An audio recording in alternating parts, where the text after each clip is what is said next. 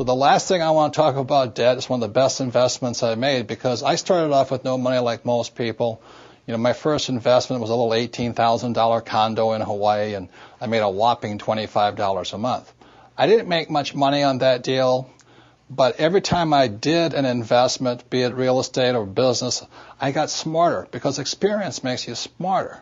So I started with just a little $18,000 unit. I broke out my credit card. I paid the $2,000 down payment with my credit card, so it was 100% finance. Now, most experts will say you, that's stupid. You don't do that.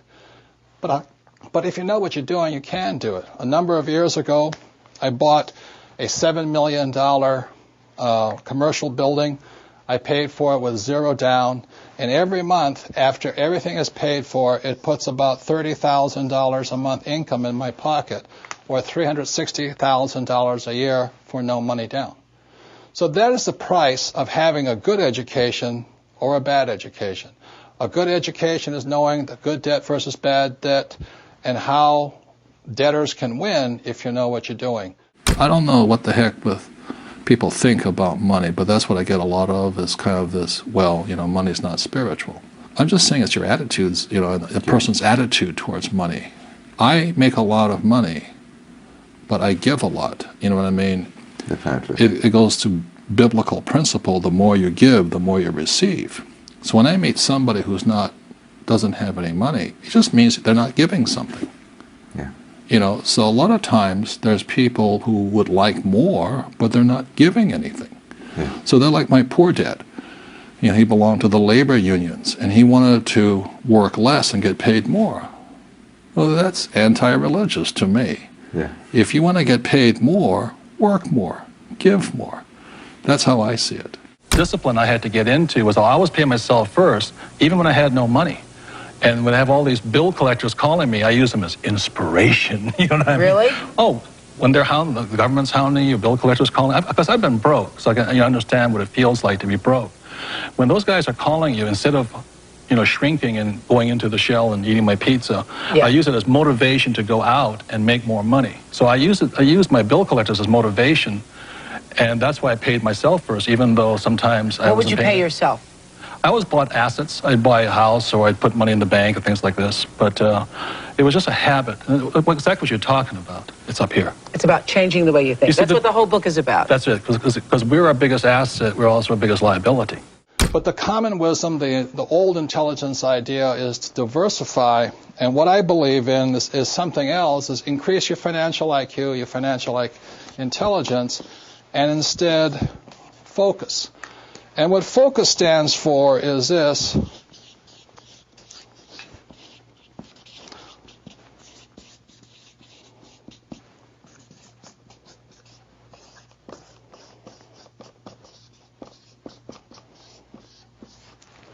Focus is follow one course till you're successful.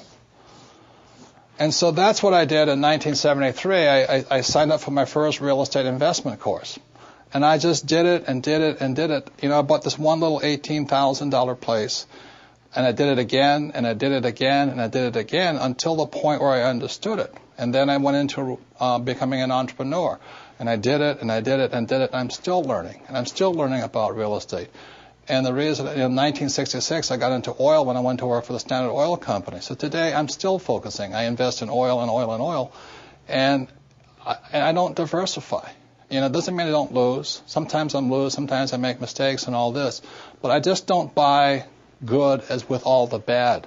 If you're going to be successful as an investor, you know, diversification is good for the average investor. If that's what you want to be, have a good life. But what I'd rather do is be able to know the good ones from the bad ones, the good investments from the bad investments, the good advisors from the bad advisors, and what's good for me and what's not good for you. Because what I do is not necessarily what's going to work for you, and vice versa here. So that's why I really think instead of diversification or diversifying, the new rules of money say follow one course until you're successful, and then keep doing it. Because once you find that way of being successful, you can do it again and again and again. The thing is, you see, when people, economies go up, economies go down, we might go into a depression worldwide. Like I said, France is in very big trouble. Germany's okay. England's in big trouble. China's in trouble. So if we go that, we go to a worldwide depression, and it might take 10 years, to come out of it. But during these times, this is the best time. I have made more money in the last 3 years than ever before in my life. I bought five golf courses last year out of bankruptcy. That's impressive. Yeah. Well, the bank. Courses. Yeah, Donald bought 10. They're giving them away. No one told me. Yeah, but you have to know how to operate them. You have to be an entrepreneur. Yeah. So the banks just call you up and they say that there was 5 golf courses and 1 hotel. In the States? In Arizona, yeah, golf mecca, Arizona. And this Japanese company had it, and they asked me if I wanted to buy it about 5 years ago for $260 million. And I said, doesn't make sense. It doesn't make sense at $260 million. So they told me I didn't know what I was doing. They said, okay, buy. And then 1 year ago, this summer, the Citibank called up and says, you want those golf courses? And they gave me the money to buy them. And just to reiterate, was in approximately 1975, I came out with this product, and we were extremely successful. But we kept running out of money. The more successful we got, the more we ran out of money. So that's when I went to my rich dad, and I tried to borrow $100,000, and he chewed me out. He says, why would I invest in a dumb product when you have a bad business?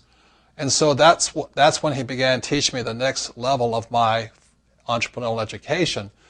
It's not about the product, it's about how to design a business that doesn't need me to keep raising the capital. In other words, how do you design a business that keeps raising money automatically? And today the Rich Dad company is cash rich. Cash keeps pouring in because the ability to raise money constantly was designed into the business. And once again, this is the diagram. This is the BI triangle. These are the 8 pieces that make up a business. When a business is hurting, oftentimes it's because one of these 8 pieces is missing. For example, many times people say, I have a great product, but their legal is really bad, or their communication systems are bad, or their audit, their internal order processing is bad, or the manufacturing is bad, or the marketing is bad, or they have bad cash flow management. Another part of your financial IQ is to know there's 3 types of income. So if you're going to say work hard, most people are working hard for earned income, and that's what these guys are working for. The trouble with earned income in America, your tax rate's approximately 50%. Or as Warren Buffett says, it's a shame that his secretary pays a higher percentage in taxes than he did, although he makes billions of dollars. So when you say to a child, go to school and get a safe, secure job, you tell them to work for earned income, the worst type of income. The second type of income is portfolio income. And today, as I speak, and they're trying to change this, it's about 20%. And portfolio income is generally known as capital gains. So if I buy a stock for $10 and I sell it for $50, the $40 gain is taxed at 20%. Or if I buy a house for $100,000 and I sell it for $200,000, that's a capital gains type event. So you pay a lot of tax for that. And the third type of income, which is the best type of income, excuse me, I can't spell again, is passive income. And this is income that just comes in on a regular basis. One of the reasons I am wealthy and was able to retire at a young age is because I worked hard for passive income, not earned income.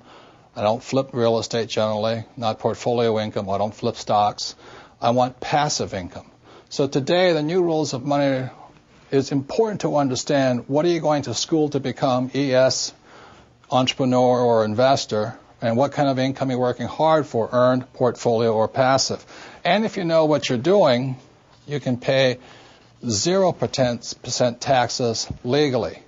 And this can be done all over the world. People say, we can't do it in my country. Well, these people can't do it in any country, but in most parts of the world, governments need these people. So they're always giving tax incentives for investors and business owners who work for passive income.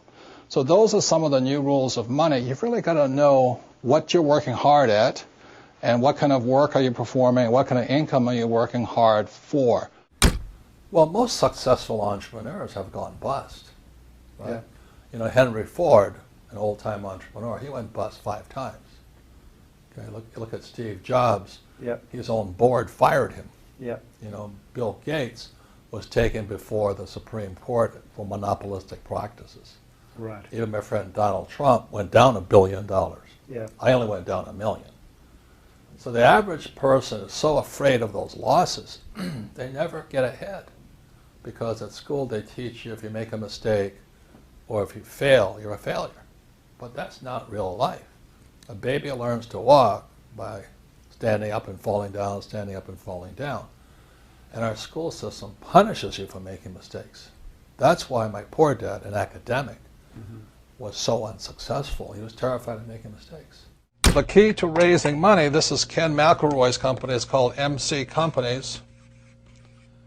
Ken McElroy's business is in the business of acquiring assets.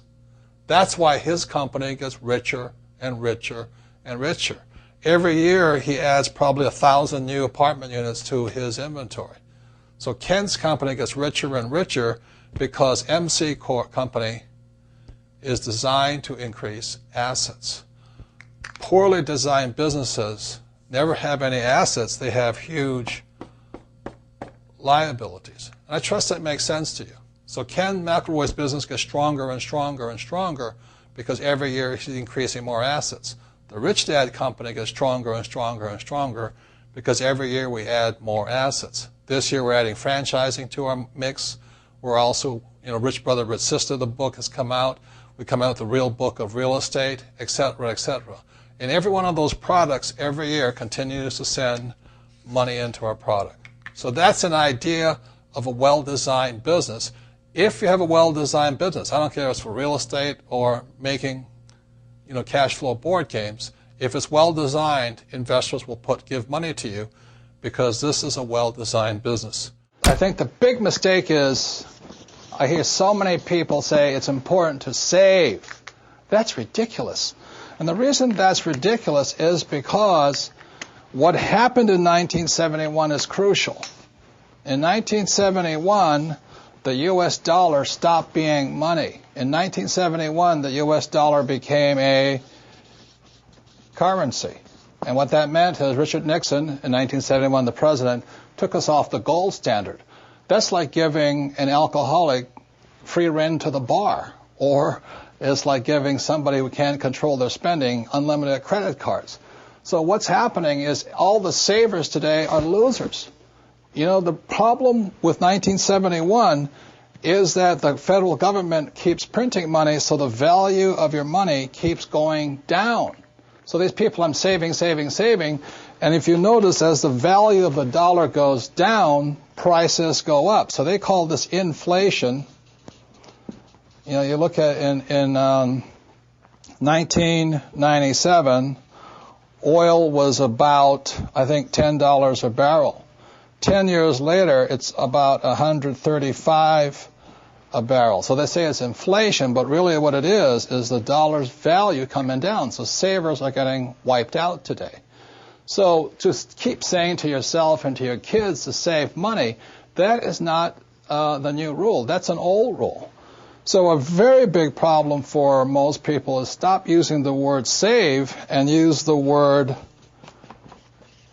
hedge. You've got to hedge your money, hedge against losses. Like when I buy a stock, I put a hedge in. I put a stop loss or a put inside of it or a call, whatever I'm doing. I want to stop it. So today, I don't save money. I'm hedging. So in 1997, I started investing in oil, gold, and silver. So as a dollar dropped, oil, gold, and silver went up. So I'm not betting so much on oil, gold, and silver.